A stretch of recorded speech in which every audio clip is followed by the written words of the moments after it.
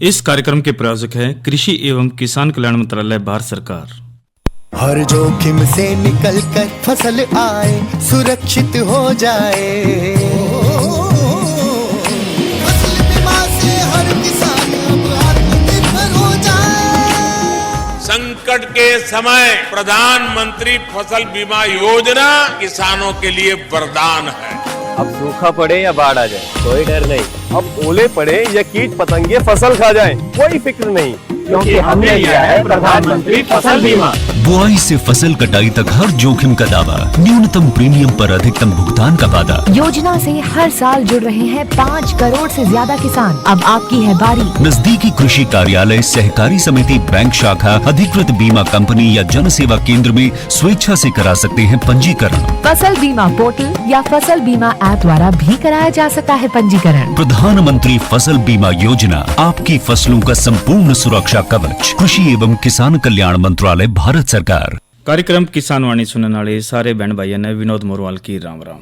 साथियों, आज का जो दिन महत्वपूर्ण है और आज भाई हमने घर में भाई अष्टमी भी पूजी और नवमी भी, और ये जो 9 दिन भाई नवरात्रों के गए सुख शांति के लिए हमने ज़रूर प्रार्थनाएं की। और वास्तव में साथियों नो क्या करे कि भाई जो जीवन है, हाँ, एक सर्वशक्ति ज़रूर है जो इस संसार को चला रही है, और एक उम्मीद के अनुसार ही भाई हमारा जो वर्तमान और भविष्य बेहतर हमारा सही बीता है, तो उसकी दिशा में भाई ये जो हम भक्ति भाव में भी जरूर जुड़े रहते हैं। और कार्यक्रम किसान वाणी में भी साथियों हम भक्ति भाव से और एक लगन से ही उन चीज़ों को आगे ज़रूर बढ़ाते हैं। और हमारी कोशिश ज़रूर रहती है कि जो हमारे प्रगतिशील किसान बहन भाई है भाई, जो भी मन में शंका है, जो बातचीत है, वो महत्वपूर्ण जो ज़रूरी है सारी चीज़ बताई जाए, ताकि हमारी जो खेती बाड़ी है भाई वो हमेशा आगे रहे। और कार्यक्रम किसान वाणी में आज जो हम कार्यक्रम में बातचीत करेंगे, हम नई फसल नई उमंग में हम बातचीत लेकर आए हरे चारे के लिए जवार की बिजाई। इसी तरह साथियों प्राकृतिक खेती की भी बात ज़रूर करेंगे, तरल जैविक खाद बनाने की विधि व उपयोग के बारे में, और इसी तरह जो अन्य जो जानकारी है वे भी आपको ज़रूर इसमें देवोगे। लेकिन कार्यक्रम की शुरुआत हमेशा आज के हम कृषि प्रश्न से ज़रूर करते हैं, और आज का जो कृषि प्रश्न है, किस फसल का वर्णन ऋग्वेद में किया गया है। भाई जो हमारे वेद है उसमें एक ऋग्वेद है और उसमें एक फसल का ज़रूर जिक्र किया गया है, आपको ज़रूर बतानी है भाई। गेहूँ है, चावल है, या जो है, या अन्य जवार है, जो अन्य जो फसलें वो ज़रूर आपको बतानी है। और इसका जो आप हमारे को उत्तर 9466021336 पर SMS के या फिर व्हाट्सएप के माध्यम से भी आप हमारे को ज़रूर दीजिए। और ये जो सही उत्तर आप हमारे को 6:50 से पहले दीजिए, ताकि भाई जो आप इसका सही जवाब देवे आपका नाम भी ज़रूर लेवे, बधाई भी देवे और नाम भी ज़रूर बाचे। और बिना किसी देरी के साथियों इस प्रश्न का उत्तर आप हमारे को ज़रूर दीजिए। और नंबर एक बार फिर से 94 660 21 336 पर। ये तो रही भाई बात आज के कृषि प्रश्न की। और नई फसल नई उमंग में हम जो बातचीत आज लेकर आए साथियों, हरे चारे के लिए जवार की बिजाई। क्योंकि साथियों देखिए, जो जवार की जब हम बात करते हैं तो भाई इसकी जो पशु आहार के लिए भाई बहुत ज़रूरी है, और जो संतुलित पशु आहार का जो डेयरी उद्योग में भाई विशेष महत्व है। और इसके लिए साथियों जो दक्षता है भाई बहुत ज़रूरी है, और पशुओं की दक्ष कार्य क्षमता व अधिक उत्पादन के लिए भाई संतुलित आहार बहुत ज़रूरी है। हरा चारा संतुलित पशु आहार का एक महत्वपूर्ण घटक तो है ही। पशु आहार में हरा चारे की कमी के कारण भाई पशुओं की जो उत्पादन क्षमता में कमी के साथ अन्य कई प्रकार की शारीरिक व प्रजनन संबंधित समस्याएं हो जाती है। तो उत्पादन बढ़ाने तथा अन्य समस्याओं के निदान के लिए भाई पशु आहार में जो उपयुक्त मात्रा में हरा चारा बहुत ज़रूरी है शामिल करना। और भाई प्रदेश के जो शुष्क क्षेत्र की बात करें तो भाई हरा चारे की कमी दुधारू पशु की उत्पादन क्षमता की काफ़ी प्रभावित करती है। और इन क्षेत्रों में खरीफ मौसम के कम वर्षा के सालों में भाई हरा चारा की ओर भी कमी हो जाती है। काफ़ी किसान हरा चारा की आपूर्ति के लिए खरपतवार घासों का प्रयोग करते हैं, और कुछ किसान तो भाई बाजरे की जो एक प्रजाति है जिसे भाई स्थानीय भाषा में बाजर भी कह दिया करे, उसको उगाते हैं और बाजर तय भाई प्राप्त चारे की मात्रा खरीफ की मुख्य चारे की फसल जिसने जवार कहते हैं वो काफ़ी कम होती है। तो और इस उगाने में भाई जवार से जो अधिक सिंचाई की जो जरूरत होती है और जवार का जो चारा है वो पोषक तत्वों से भाई भरपूर व स्वादिष्ट होता है और ज़्यादा और पौष्टिक चारे तय किसान भाइयों को भाई जवार उगानी चाहिए। और उसकी कुछ बात भी ज़रूर हम कर लेते हैं साथियों। इसमें एक तो उन्नत किस्मों की हम बात करेंगे, क्योंकि उन्नत किस्मों की जब हम बात करें तो इसमें महत्वपूर्ण यही रहेगा कि एक तो अधिक व पौष्टिक जो चारे के लिए किसान भाइयों को भाई HC 136, HC 171, HC 260, sweet Sudan और घास 59-3 और भाई HC 308 और HJ 513 चारे की भाई कमी के दिनों में चारा उपलब्ध कराने के लिए मार्च के अंत तक भाई सूडान घास की बिजाई हमने इसमें करनी चाहिए। और बिजाई के जब हम टाइम की बात करते हैं तो इसमें जो टाइम की जब हम बात करें तो चारों के लिए जवार की 2 फसलें उगाई जा सकती है। ग्रीष्मकालीन फसल की बिजाई 20 से 10 अप्रैल तक कर लेनी चाहिए और इस फसल से भाई गर्मी में चारे की कमी के दिनों में जब हम बात करें तो भाई इसमें उपलब्ध होता है। और इस फसल के लिए भाई स्वीट सूडान घास उगानी चाहिए और बरसात की फसल की बिजाई भाई मानसून की पहली बारिश होने तक पहले भाई आमतौर पर भाई 25 जून से 10 जुलाई के बरसात जो टाइम्स है उसमें फसल के लिए ठीक रहता है। और इसी तरह साथियों जो बात करें तो बीज मात्रा व बिजाई के तरीके की सूडान घास को छोड़कर भाई जवार की जो अन्य किस्में हैं वो 20 से 24 किलोग्राम बीज की एक एकड़ में बिजाई के लिए भाई आवश्यक होती है और सूडान घास के लिए 12 से 14 किलोग्राम बीज की एक एकड़ क्षेत्र के लिए आवश्यक इसमें होती है। तो बिजाई बिखेर कर करने की बजाय भाई कतारों में हमने 25 सेंटीमीटर का जो फासला है वो रख कर करने से इसमें ज़्यादा अच्छा इसमें रहता है। तो कुल मिलाकर हम साथियों का अगर जो ध्यान रखते हैं तो हम इसमें ज़्यादा लाभ रखेंगे। खाद की जड़ें तक बात करें तो इसमें अधिक व पौष्टिक चारा प्राप्त करने के लिए उचित व संतुलित मात्रा में खाद का प्रयोग बहुत जरूरी है। खाद की मात्रा विशेषकर भाई नाइट्रोजन की वर्षा व सिंचाई के लिए उपलब्ध पानी पर निर्भर करती है।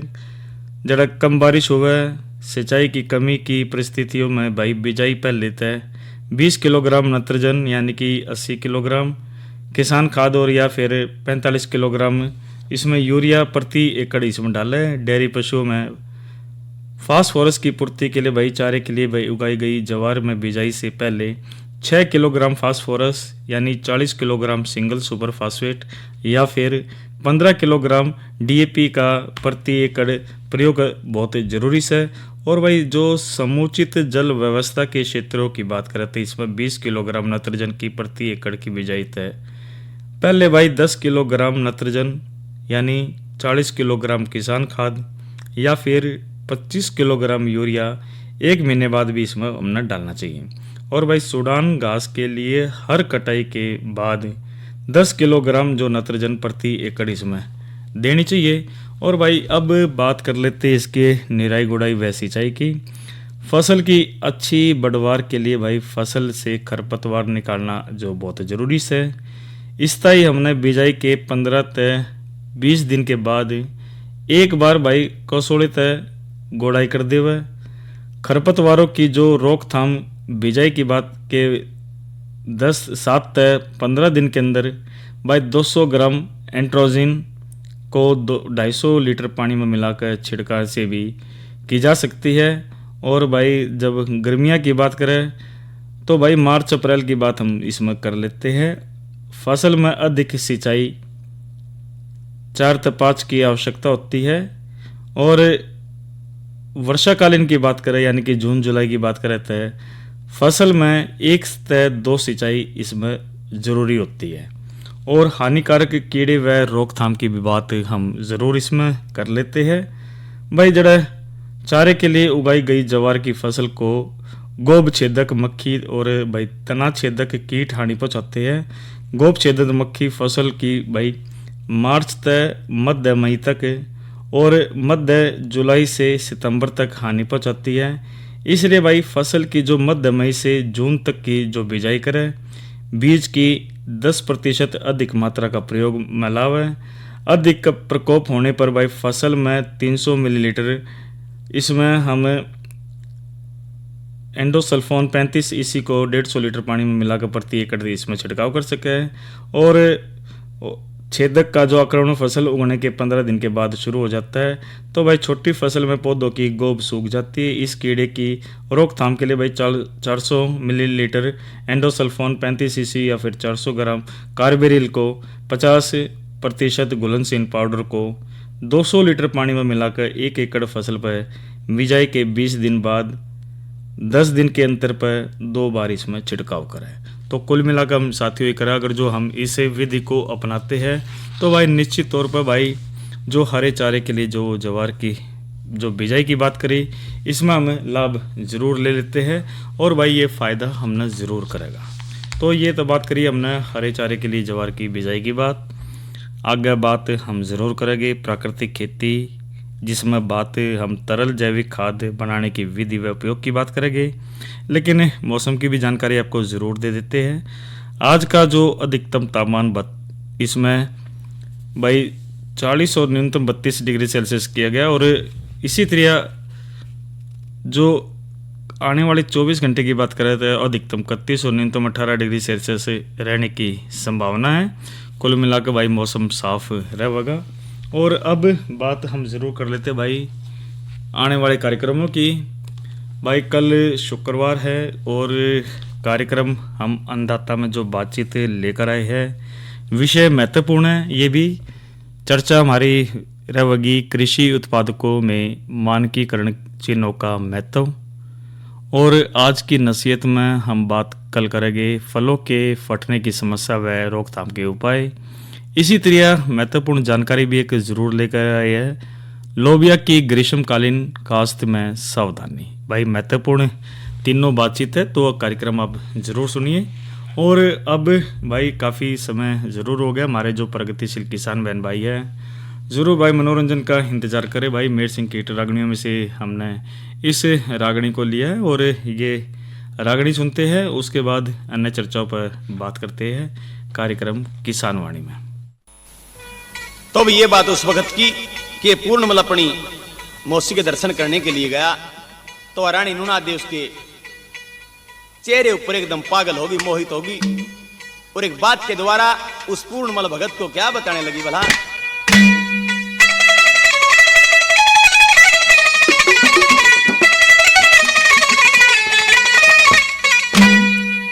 मेरी जवान उम्र तेरा बाबुल बुढ़ा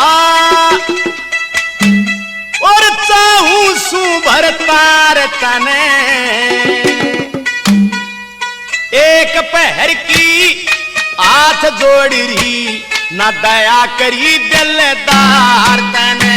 मेरी जवान उम्र तेरा बाबुल बुढ़ा मैं चाहूं सू भरतार तने एक पहर की हाथ जोड़ रही ना दया करी दिलदार तने एक पैर की हाथ जोड़ी ना दया करी दिलदार तने।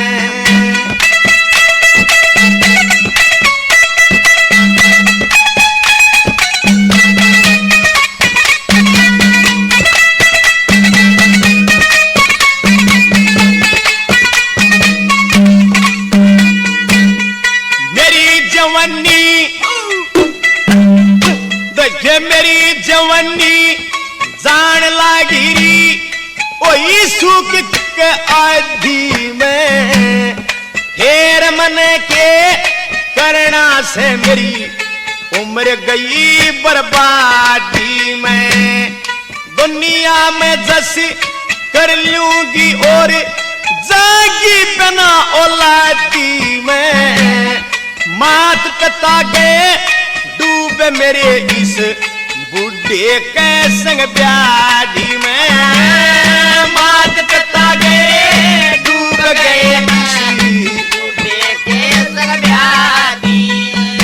देखे जब बतन बहू मिले पटवासी जब बतन बहू मिले बटवासी और चाहिए ना इनकार तने एक पहर की हाथ जोड़ रही ना दया करी दिलदार तने मेरी जवान उम्र तेरा बाबू ने बुढ़ा चाहू सू बढ़ता तने एक पहर की हाथ जोड़ रही ना दया करी दिलदार तने एक पहर की हाथ जोड़ रही ना दया करी दिलदार तने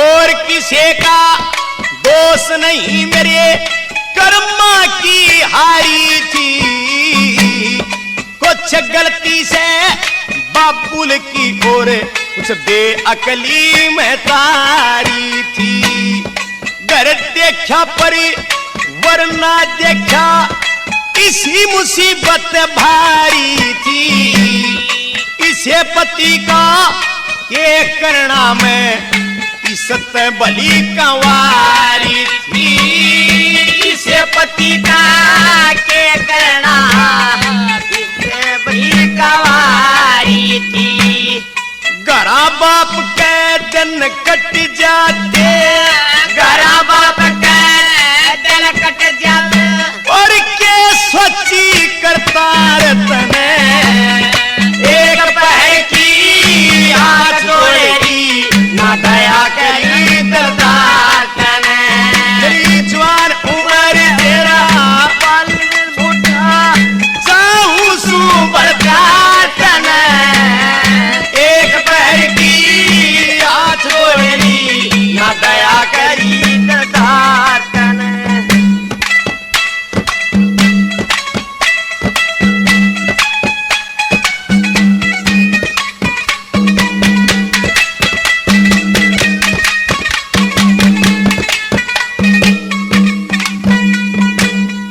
मेरी बात का ओ मेरी बात का उत्तर दे के मतन्या बनिए नाटनिया मदद जो बन की ओस त्यार से नाग बने न चाटनिया धर्म कर्म और रूप भूल गया बन जाई से रंग छाटनिया तेरे बिना इस जो बनने और कौन से बताई बड़ा टनिया तेरे बिना इस जो बनने बता कौन से बताई बड़ा टनिया तू भी नाट गया ते पापी में गई तू भी नाट गया ते पापी में गई कती धरती में मार तने एक पहर की हाथ जोड़ेरी ना दया करी दिलदार तने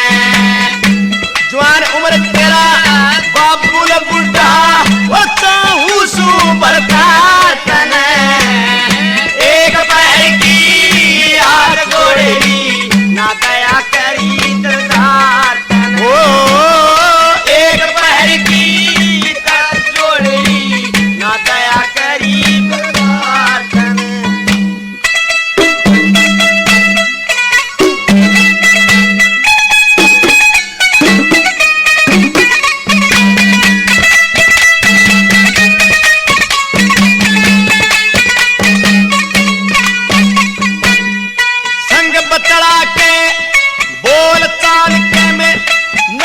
करी दूंगी प्यार प्रेम का धोखा सदा से सारा ताजा करी दूंगी छोटे ते बड़ा बड़ा के ने तेरा राज में साझा कर दूंगी मेरे संग की बात मान ले रोड का राजा करी दूंगी मेरे संग का बात मान ले रोड का राजा कर दूंगी लक्ष्मी चंदी देख घर बैठे, लक्ष्मी चंदी देख घर बैठे, यो मिलता नया शिकारत में, एक पैर की हाथ जोड़ेली ना दया करी दरदार तने, मेरी जवान उम्र दे रहा सुपरदार तने, एक पैर की हाथ जोड़ेली ना दया करी दरदार। तो साथियों, ये हमने मेर सिंह की रागणियों में से हमने इस रागणी को ज़रूर लिया था और एक किस्से को ज़रूर इन्होंने अपने शब्दों से बताया। भाई मेर सिंह की हिट रागणियों में से हमने ज़रूर इसको लिया। और कार्यक्रम की शुरुआत में हमने साथियों आपसे एक प्रश्न ज़रूर पूछा था, किस फसल का वर्णन ऋग्वेद में किया गया है। और भाई इसका जो सही उत्तर हमारे पास भाई सबसे पहले हमारे पास जो आया है ये साथियों कुरुक्षेत्र से ही है। और इनका जो नाम है राम शरण दास कुरुक्षेत्र से, और इन्होंने सही उत्तर दिया है गेहूं, इन्होंने सही उत्तर बताया। और इसी तरह साथियों और जो सही हमारे पास भाई Bihar radio listener club Patna से भी ज़रूर आया, सुधा शर्मा और अनामिका शर्मा। और इसी तरह भाई जो सही जवाब हमारे पास रणधीर सिंह बांगड़, मेजो देवी, गौरव, प्रवीण, योगम, वीरेन, गांव जोगड़ी, यमुनानगर से आया है। और एक और सही जवाब हमारे पास आया भाई गांव तेजा मोड़ी अम्बाला से, भाई बंसीलाल ने इसका सही उत्तर हमारे को दिया है। और जो अब एक और हम सही उत्तर इसका ले लेते हैं भाई, ये प्रोफेसर जयसिंह खनगवाल, भाई ये मस्तनाथ नगर रोहतक से हमारे पास सही जवाब आया है। और कुरुक्षेत्र से भी हमारे पास सेक्टर 30 से सही जवाब आया है। मनोज, रेखा, निधि, निशा और बबीता पारस भारत और परिवार के सदस्य, आप सभी को बहुत बहुत बधाई। और एक उम्मीद करते साथियों आप आगे भी ऐसे ही ज़रूर भाग लेते रहे, ताकि कृषि क्षेत्र में हमारे जो ज्ञान की आगे बढ़ता रहे और सभी को भी पता ज़रूर चले। तो साथियों ये तो रही आज की कृषि प्रश्न की बात। और जानकारी ज़रूर लेते प्राकृतिक खेती, तरल जैविक खाद बनाने की विधि व उपयोग के बारे में। बहनों और भाइयों, जब जीवामृत या तरल जैविक खाद की बात करते हैं तो जीवामृत एक प्रकार के जीवाणु खाद है जिसके प्रयोग से भाई मिट्टी में सहायक और जो मित्र जीवाणु की बुद्धि होती है और इसमें वृद्धि होती है। और इस खाद से उपस्थित मित्र भाई जीवाणु ने मुख्य पोषक तथा नाइट्रोजन युक्त खाद बनाने एवं फास्फोरस पोटाश के उपलब्ध होने में इसमें मदद करते हैं। इसके अलावा इसमें भाई सूक्ष्म तत्व भी पाया जाता है। और जब ज़रूरी सामान की भी बात इसमें कर लेते हैं, हमने क्या क्या इसमें ज़रूरत पड़ती है। एक तो भाई इसमें हमारे पास 20 लीटर पानी होना चाहिए, 1 किलो देसी गाय का गोबर, 1 लीटर देसी गाय का मूत्र, और भाई 100 ग्राम गुड़, 100 ग्राम बेसन और 1 मुट्ठी मिट्टी उपजाऊ मिट्टी होनी चाहिए। ये बनाने की भी विधि हम आपको ज़रूर बता देते हैं। इसने जब भाई बनाओ, एक तो देखो एक बर्तन में भाई 20 लीटर पानी ले लेना है और फिर भाई 1 किलो देसी गाय का जो गोबर और 1 लीटर गौमूत्र को भाई इस पानी में मिला देवे और गुड़, बेसन और 1 मुट्ठी उपजाऊ मिट्टी को उपरोक्त भाई जो हमने बातचीत बताई इसमें गौमूत्र के घोल में मिलाना चाहिए। और इस घोल को अच्छे तक मिलाकर 48 से 72 घंटे के लिए भाई किण्वन हेतु छाया में रखे। दिन में 2 बार सुबह और शाम ने इस घोल को भाई 12-12 जो चक्कर लकड़ी के डंडे तक घुमा देवे या फिर इसने हिला देवे और 48 से 75 घंटे के अंदर भाई जो जीवामृत है वो हमारा इसमें तैयार हो जाता है। और इसको भाई हम अपने इसमें इस्तेमाल ले सकते हैं। और साथियों और इसमें जो आमतौर पर हम जब देखें भाई देसी गाय का जो मूत्र और गोबर के प्रयोग को का भी इसमें सुझाव दिया जाता है। और देसी गाय का मूत्र गोबर के साथ भाई 50% भैंस का इसमें हम मिला भी देते हैं। और कुल मिला के यदि क्या होता है भाई, जो जीवामृत या तरल जैविक खाद है भाई, देखो इसको इस्तेमाल जब हम करते हैं तो भाई लाभ तो ज़रूर होता है। और आज हम बात करते हैं भाई, तकरीबन सभी प्राकृतिक खेती की ओर ज़रूर जा रहे हैं, क्योंकि भाई उसका एक सब्जियां जिस तरह पहले बनती थी भाई, दूर से बेरा चल जाता था भाई, पड़ोसिया का के रंधा के बनाया है, लेकिन आज यदि देखा तो भाई आज पता नहीं चलता है। लेकिन प्राकृतिक खेती द्वारा जब आप सब्जियां जो फसल उगाते तो उसका अलग ही आनंद है और स्वादिष्ट भी रहती है और भाई शरीर के लिए भी बेहतर रहती है। तो भाई ये तो बात हमने बताई प्राकृतिक खेती में तरल जैविक खाद विधि बनाने की विधि। इसी तरह साथियों कृषि यंत्रीकरण योजना की बात करें तो साथियों इससे भी हम लाभ ले सके हैं, क्योंकि जो ये योजना से इसमें ज़्यादा से ज़्यादा लाभ हम जब भी ले सकते हैं भाई जब हम जागरूक हो गए। और इसके अंदर हमारी जो जागरूकता बहुत ज़रूरी है। और कृषि यंत्रीकरण योजना जो महत्वपूर्ण योजना से है और इस योजना से हम को लाभ ज़रूर लेना चाहिए, क्योंकि इसके तहत भारत सरकार किसानों को जो आधुनिक कृषि यंत्रों जिसमें भाई ट्रैक्टर है, रोटावेटर है की खरीद पर भाई 40 से 50% तक भाई इसमें सब्सिडी प्रदान करती है। इसका मुख्य उद्देश्य है खेती में लागत कम करना, समय की बचत करना और महिला, छोटे व सीमांत किसानों को सशक्त इसमें बनाना है। और योजना की विशेषता की बात करें तो कुछ सब्सिडी मिलती है। और भाई यंत्रों के प्रकार में बात करें तो tractor, power tiller, reaper, rotavator, अन्य ट्रैक्टर है। और चयन की बात करें तो लाभार्थी का चयन भाई इसमें जिला स्तरीय समिति द्वारा इसमें किया जाता है, जिसके बाद मशीनें खरीदने की इसमें अनुमति दी जाती है। और आधार कार्ड, बैंक खाते का विवरण, भूमि का रिकॉर्ड और जाति या फिर महिला प्रमाण पत्र इसमें लागू रहता है, तो जिससे आप लाभ ले सकें। और भाई PIB ऐप के माध्यम से भी आप घर बैठे सारी जानकारी ले सकते हैं। और एक महत्वपूर्ण नंबर ये भी भाई किसान कॉल सेंटर 1551, घर बैठे आप निःशुल्क है ये नंबर, सारी जानकारियां इसमें आप ले सकते हैं। अरे अरे अरे क्या कर रहा है? इधर इधर इधर हम बोल रहे हैं तेरे बीजू का। उतला बोल रहा है? हाँ, पक्षियों से तो हम खेत को बचा लेते हैं, पर इन घातक रसायनों से कैसे बचाएं? मतलब? देख बेटा, तू जो ये अंधाधुंध रसायन मिलाता है ना, मिट्टी की सेहत बिगड़ने लगी है। और जब माटी ही कमजोर पड़ जाएगी तो उपज कैसे सेहतमंद होगी? अरे पहले ऐसा नहीं था, पूछना अपने बड़े बुजुर्गों से, कैसे फसल लहलहाती थी, शुद्धता झलकती थी। हाँ, माटी भी तंदुरुस्त और लोग भी। अरे अब पहली वाली बात कहाँ? पर अब तो सब यही डाले हैं। सब नहीं, आज भी लाखों जागरूक किसान परंपरागत विधि से फसल उगा रहे हैं, खर्चा कम और उपज की कीमत भी बेहतर पा रहे हैं। सच है? रे बेटे एक्सपीरियंस से बता रहे हैं, धूप में बाल सफेद नहीं किए हैं। हाँ। ठीक है भाई, मैं भी आज से जैविक खेती शुरू करूंगा। माटी से प्रेम की परंपरा है परंपरागत खेती। तो साथियों एक उम्मीद करते हैं कि भाई जो हमने बातचीत करी आप सभी बातचीत को अपने जो पड़ोसियों से जो आपके साथी खेती करते, खेती बाड़ी करते, उनके साथ जरूर साझा करेंगे और इस खेती को आगे बढ़ाकर देश को अग्रिम पंक्ति में हमेशा आगे रखोगे। इन्हीं शब्दों के साथ अपने साथी विनोद मोरवाल को दीजिए इजाजत। अच्छा बहनों और भाइयों, राम राम। और इस कार्यक्रम के प्रायोजक थे कृषि एवं किसान कल्याण मंत्रालय, भारत सरकार।